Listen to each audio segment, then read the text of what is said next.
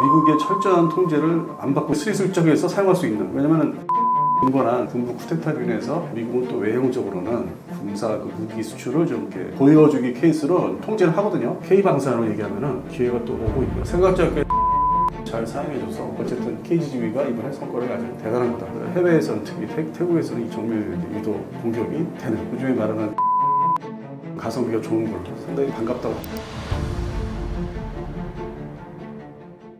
안녕하십니까. 디펜스타임즈 발행인 대표 안승범입니다. 제가 최근에는 유튜브 이제 여러 채널들이 있어서 초청을 해주셔서 활발하게 활동하고 있습니다. 태국군은 KGB를 어떤 군사 목적으로 실전 투입했으며 사용 결과와 타격 성과는 어땠나요? 예상외로 이제 태국 공군이죠. 캄보디아군을 상대로 이제 정밀 타격을 이제 한 건데, 그동안에 이제 태국 공군이 주로 사용하는 정밀 유도 무기는 좀 사거리가 짧은 미국제 GBU-12. GBU-12는 이 분야에서 항공전 분야에서는 아주 표준 장비고 그렇게 중량 무게가 좀 많이 나가는 폭탄은 아닌데 생각 외로 KGB 한국산 GPS 유도 폭탄을 이제 사용해서 캄보디아군의 전방 일종의 전방 지휘소 3곳을 정밀 타격해서 성공했다고 이제 하더라고요. 그래서 그게 성과가 의외로 그쪽 동남아시아 국가들이 이제 보통 정밀 유도 무기를 사용한 사례가 극히 드문데, 이게 상당히 이제 지역 분쟁에서 아주 대단한 성과를 이제 평가가 되고 있고, 한국산 지상 공격 무기가 이게 사실상 처음 실전 사례로 등재가 되기 때문에 주변국, 동남아시아 그 여러 나라들이 주변국이 있는데 추가 수출도 좀 가능하지 않을까 좀 기대가 되고 있고요. 그다음에 태국 공군이 동시에 한 100발을 더 추가 주문을 이제 했다는 얘기가 비공식적으로 흘러나오고 있고, 물론 이제 LIG 맥스원 제작사는 아직 공식적으로 얘기를 이제 안 하고 있는데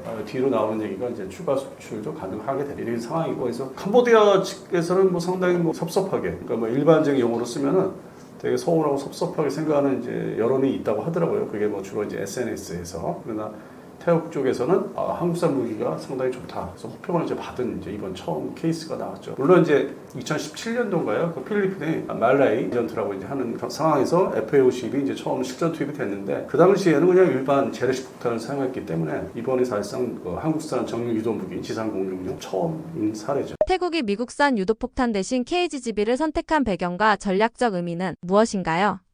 태국 공군의 주력 전투기는 이제 그리펜 사이즈 하이급을 해서 아직은 대수가 11대 이렇게 머물러 있는데, 숫자상으로는 한 40여 대의 주력이죠. 숫자가 이제 많으니까. 그게 F-16 계열인데, 그것도 좀 구형, 옛날 초기 버전들을 블록 20 버전들이든지 아니면 블록 15 버전들 이렇게 이제 좀 점유하고 있고, 블록 20 이상의 좀 개량된, 소위 지금 우크라이나 공군이 가져가고 있는 나토 사격에서 이렇게 방출하는 옛날 초기형 F-16. 근데 이제 개량을 했어요. 암람 미사일을 발사할 수 있다든지. 그게 이름이 AM/BM 버전. 이거를 또 이제 한 20대 갖고 있더라고요. 그래서 그게 사실상 주력이죠. 숫자상으로는 통칭해서 F-16이 주력이면서 그 중에서 가장 후기형, 그게 바로 F-16 AM/BM. 이것을 이제 딱 전방에 내세우는데, 유도폭탄, 그동안에 이제 GBU-12를 이제 아주 흔하게 사용했고, 언론 공개도 제한적으로 했었기 때문에 저는 이제 개인적으로 좀 옛날부터 그걸 주로 사용하는구나 이제 알고는 있었는데, 그것을 이제 사거리가 짧으니까 그것을 사용 안 하고 한국산 KGB 레이저 유도폭탄 GBU-12를 아니라 GPS로 유도하는 폭탄을 해서 성과를 이제 거뒀기 때문에 앞으로도 미국산이 아닌, 그러나 일부 내부에, 예를 들어서 엔진이죠. 지금 태국 공군이 가지고 있는 그리펜이 이제 미국산 F404, 물론 이제 슈퍼 그리펜이라고 하는 이제 추가 도입부는 이제 F414 이렇게 넘어가는데,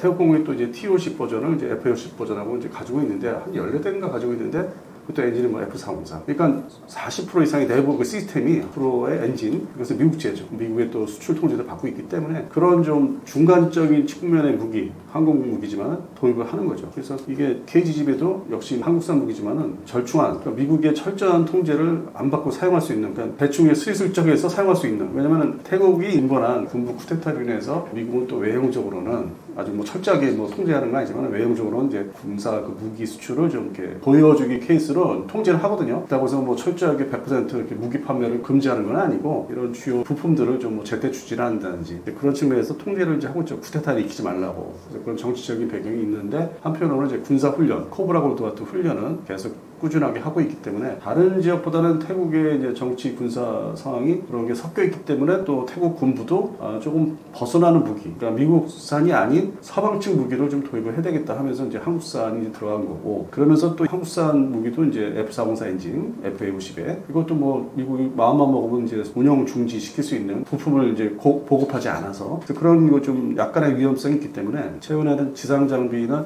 전차 중심으로 중국제를 좀 도입을 했어요. 뭐 VT4라는 전차도 도입을 했고, 근데 주력은 아직 아니고. 그러니까 자기들도 생각하는 게 좀 복잡하다 보니까 완전한 회색 국가로서 이 군사력을 운영한다기보다는 뭐 만약에 미국의 전면적인 무기 금수 조치에 대비해서, 그래서 상당히 지금 섞여 있어요. 중국산도 있고 우리 대한민국 제품도 있고 뭐 기존의 전차 전투기가 숫자상으로 또 미국제가 주력이고, 그래서 그런 측면에서는 좀 머리를 쓰고 있는 거죠. 다른 또 지역에 또 비교해서 나름대로 머리를 쓰고 있는데, 근본적으로 또 미국 입장에서는 이 인도차이나 반도, 베트남이나 캄보디아, 라오스 이렇게 있죠. 바로 옆에 태국이 있고 또 왼쪽에는 미얀마가 있고 밑으로 내려가면 이제 말레이시아, 싱가포르, 인도네시아가 있기 때문에 전통적인 이제 친미 국가, 사실상 그냥 뭐 뼛속 깊은 친미 국가인데 서로가 이제 관리를 이제 하고 받고 뭐 그런 게 있기 때문에 그 틈새를 비집고 들어와서 좀 더 앞으로 더 팔 수 있는 무기가 바로 이제 한국산이 되는 거죠. 물론 중국산 잠수함도 도입을 하는데 그건 이제 사용을 해보면은 실망을 할 거예요. 그래서 나중에 잠수함 전력을 추가로 건설한다면 또 한국에 달려올 것 같고, 그래서 일단 사용을 해봐라. 중국산 잠수함이 그게 아주 좋은 거를 지금 받는 게 아니기 때문에. 그리고 호위함도 옛날에 대우 TSME를 통해서 한청을 도입했다 중단했는데, 그것도 이제 이번에 역시 예상한 대로 이 바다가 이제 타이만 밑에 있기 때문에 그걸 우회해서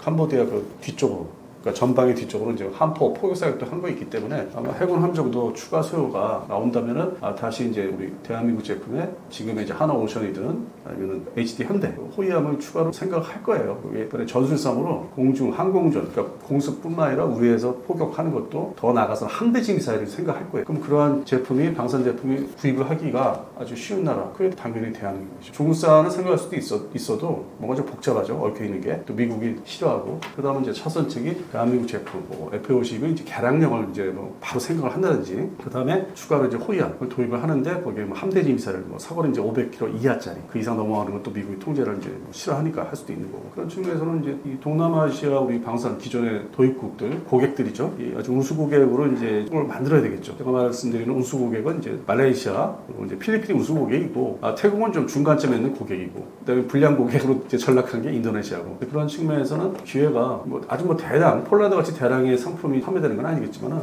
그래도 기회가 좀 더 열리지 않았나, 이번 어떤 분쟁으로 인해서. 추가적으로 현재 8월 중순 이제 접어들고 있는데, 8월 중순 현재 추가적인 충돌이 있었어요. 뭐 지뢰를 폭파시켜서 태국군을 좀 뭐 부상을 입혔다든지, 그러면서는 또 이어질 것 같아요. 이런 충돌이. 그러면 당연히 긴급하게 신속하게 투입할 수 있는 거는 항공전력이고, 그런 측면에서는 우리 방산 제품이 더 들어갈 수 있는 기회가 이제 생기고 있다. 그냥 단순히 어떤 전쟁에 대한 개념이 아니라 단순히 어떤 무기 수출 K방산으로 얘기하면은 기회가 또 오고 있구나 해서 지켜보고 있는 입장입니다. 태국과 캄보디아의 긴장 속에서 KGGB가 군사적 긴장을 어떻게 형성하거나 완화하는 역할을 했나요?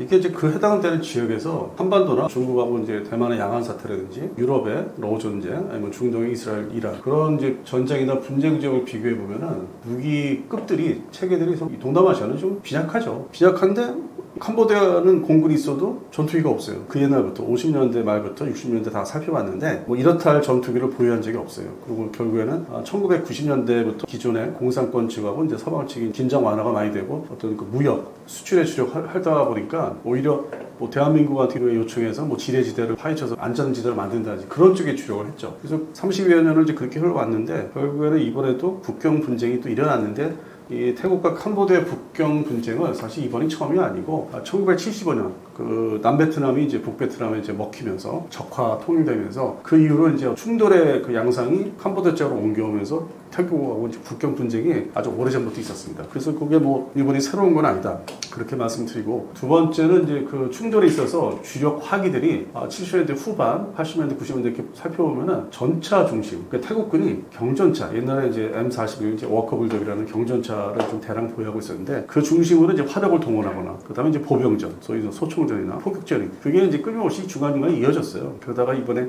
항공 공습이라는 스트라이크, 에어 스트라이크를 이제 태국군이 보고 배운 게 있기 때문에, 근본적으로 F-16을 보유한 나라이기 때문에 제대로 타격을 신속하게 해본 거죠. 그리고 뒤에 이제 받쳐주는 전력은 이제 그리펜이 또 있기 때문에 좀 더 성능이 더 좋은, 그런 측면에서 좀 자신감이 붙었고, 사실 이게 또 자신감을 붙은 게 코브라 볼도 훈련을 지속적으로 2000년대부터 지속적으로 하다 보니까 미군의 항공 자산이 들어와서 같이 훈련을 한다든지 전개를 하고, 그래서 그러면서 조금씩 계속 배운 것 같아요. 이렇게 하면은 이게 정밀 타격이 되고 신속하게 이루어지겠다. 반면에 캄보디아, 그다음에 옆에 라오스가 항공 전력이 사실상 전무하니까. 그러다 보니까 이제 이 빈자의 무기라고 할 수 있는 중동 지역의 뭐 하마스라든지 빈자의 무기라고 할 수 있는 이제 BM-21 다양한 로켓포를 이번에 먼저 쐈는데 오히려 보는 이제 1차원적인 무기고 그런 측면에서는 F-16 동원한 게 아주 상당히 잘 된 거고 그 태국 공군 입장에서는 그러면 기존의 또 전력들을 한 기종만 동원하는 게 아니라 앞으로는 F-50도 동원할 것 같고 그다음에 그리펜도 이제 아주 전적으로 투입할 것 같고 그래서 이 삼총사 소위 F-16 그다음에 그리펜 F-50이 이제 전면에 나서고 기존에 이제 그 전에 도입했던 구형 전투기 F-5EF 그리고 이제 독일에서 받은 알파제트는 도태를 시킬 수밖에 없고 왜냐면 이제 부품 구하기도 어렵고 전 세계적으로 사라지는 특히 그 뭐 알파제트는 뭐 이거를 좋아하는 나라는 나이지리아 반군 상대로 나이지리아 공군은 이제 효과를 본 게 여러 차례 있었거든요. 이게 뭐 대한민국의 어떤 군사 문제에서 잘 알려지지 않아서 그렇지 유럽에서는 이제 잘 알고 있는. 그래서 알파제트가 나이지리아 공군은 앞으로도 뭐 다른 그 전투기나 공격기를 도입해도 계속 사용하려고 뭐 프랑스에 최근에 부품 지원 아니면 이제 공급을 해달라 요청했고 프랑스 공군이 사용하던 이제 알파제트 중 일부를 도입을 해요 중고기를. 그래서 그쪽은 알파제트 공격기를 잘 사용하는데 프랑스산은 근데 태국은 이제 독일산 요거는 이제 기관포를 이제 장착하고 뭐 좀 더 구장을 더 다는. 근데 그럼에도 이게 노화가 이제 상당히 진행됐기 때문에 중고기를 도입했었고 옛날에 독일이 통일됐을 때 이제 다 남는 무기들. 그래서 차후에 대체 소요가 F-50으로 나오지 않을까. F-5EF하고 알파제트를 묶어서. 이제 뭐 슈퍼 그리펜은 발전했는데 그건 이제 하이급으로서 별도로 이제 분리를 해야 되고 로어급 전력에 대체를 해야 되기 때문에 이번 그 실전 사례가 우리한테도 추가 수주를 받을 수 있는 그들은 이제 발주를 하는 거고 그래서 그런 측면에서는 이제 좀 상당히 좀 긍정적이에요. 그 태국 공군이 이제 자기들 그 어떤 범주 내에서 현대화를 해야 되니까 물론 이제 뉴스에서 뭐 다들 접하셨겠지만 미국의 F-35로 달라고 했는데 그건 이런 지하에 뭐 거절됐고 사실 그 필요 없고 그 지역에서 그건 너무 과다한 무기고 또 레벨이 국가가 이제 미국에서 줘야 될 이유가 없고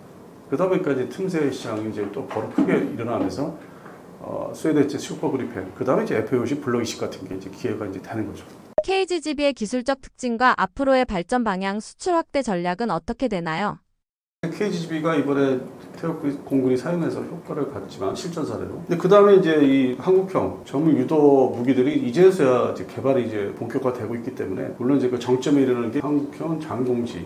2라고 하죠. 사업 자체를. 장공지 2 사업인데 이게 이제 뭐 사거리 500km 전후로 해서. 근데 이건 실전 투입하거나 양산 뭐 들어가려면 한 2030년까지 가야 될 것 같아요. 지금 본격 개발은 들어갔지만은 보통 3, 4년 최소 걸리니까 양산 체제로 넘겨야 되고 뭐 또 군에서 인증도 해줘야 되고 그 다음에 2030년대 수출 상품에서 아주 핵심적인 정밀 유도 무기로 들어갈 거고 물론 이제 공대공 미사일도 개발하고 있고 그 다음 이제 향후 5년 지난 다음에 그럼 현재 가까운 시일 내에 한 2년 정도로 짧게 잡아서 보면은 유력한 게 KGB의 이제 개량량 무게로 따지면 1,000파운드, 그다음에 2,000파운드를 지금 개발하고 있어요. 그래서 이걸 개발하는 데 있어서 뭐 이렇게 복잡한 건 아니고 폭탄에다가 또 그 GPS 유도 시스템을 잘 결합을 하는 이제 어떤 키트 자체를 잘 이렇게 설계를 해서 부착하면 되는 거기 때문에 이제 그런 측면에서는 이제 복잡한 기술은 아니고 근데 이제 그만해서 우리 군에서도 사줘야 되고 그런 과정을 거치면은 뭐 이런 나라 주변 국은 저 밑에입니다. 동남아시아, 태국하고 이제 필리핀 특히 그런 어떤 고객들 우수 고객 나라에서 좀 다음 신형 그 KGB를 사가지 않을까. 이번 거는 좀 중량 무게 파괴력이 좀 모자라니까. 그래서 그다음 뭐 KGB 2,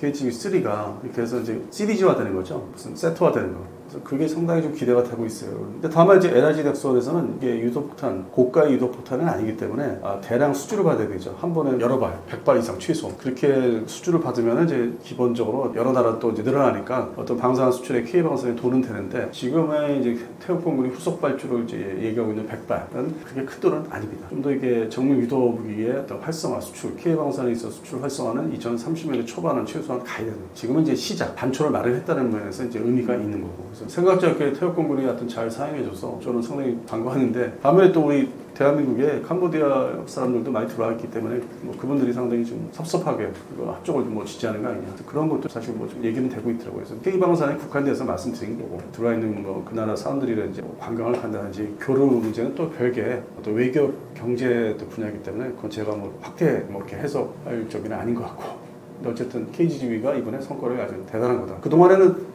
한 10여 년 동안 2013년도에 우리 대한민국 공군의 KF-5 전투기 중심으로 배치가 됐었거든요. 그래서 현장 가서 보기도 했는데 그게 제 기억으로는 2013년도였거든요. 장착하고 뭐 이륙하는 거. 근데 그로부터 한 12년 정도 지나서 이런 실전 사례가 있었는데 그동안 사실 뭐 이렇게 대단치 않은 무기를 생각했어요. 기존에 3세대 전투기에 급히 만들어서 화력을 이제 이 휴전선 DMZ 상에서 대화력전 장사미포를 이제 때려잡는 그런 용도로서 그냥 국한된 걸 봤는데 해외에서는 특히 태국에서는 이게 지역에 정밀 이제 유도 공격이 되는, 요즘에 말하는 드론만큼 가성비가 좋은 걸로 상당히 반갑다고 할 것 같으면 그랬습니다.